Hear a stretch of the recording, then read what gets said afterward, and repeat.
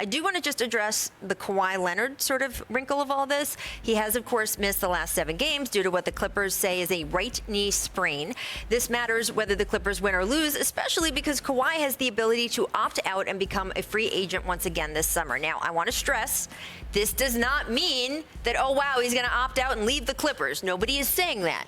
But what is up for discussion is, could he sign a longer-term deal if he opts out? Side note, happy 30th birthday to Kawhi, so that's important to note, too. You've got a guy who is getting into that decade of his life. Of course, he could decide to go somewhere else, but there's just no indication of that publicly at all. So the question is, if he decides to stay with the Clippers, how should he do this? What should he do? And do you think, Richard, the knee issues he's having now, and this is why it's kind of coming up right now, will impact his decision?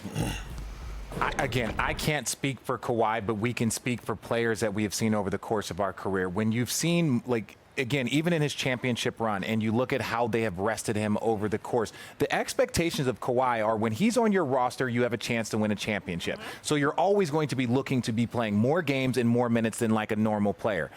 That being said, I look for security. But everybody looks for different things. So if he wants that security, it's like, dude, if you have a knee injury that's keeping you out from the postseason and you're a free agent and you can sign a 4-year deal and give yourself $176 million of security, that's where I'm going to lean. But everybody looks at it differently. No, I'm right there with you. My grandfather always told me, never pass up something for show, trying to get some more. And here it is right in front of his face, right? The Clippers want to give him everything in the world. They has given him everything in the world, as far as private helicopters from his house to the arena to. They got Paul George. Yeah, letting him do whatever he want to do, right? Building an arena in Inglewood. So if I'm Kawhi, I don't think that's because of Kawhi, but continue. It's part of it.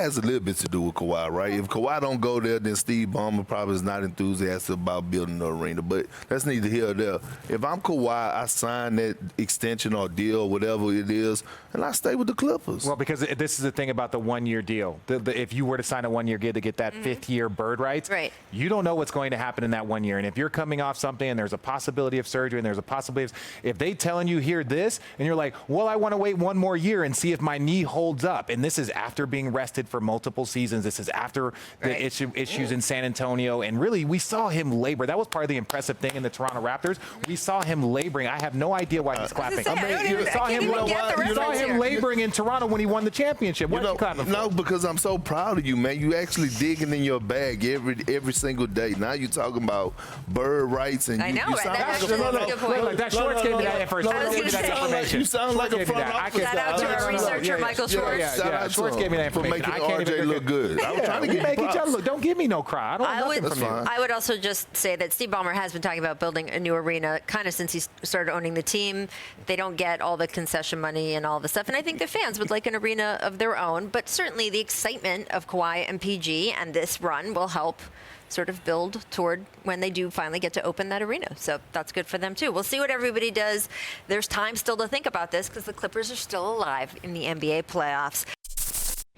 Thanks for watching ESPN on YouTube. For live streaming sports and premium content, subscribe to ESPN+.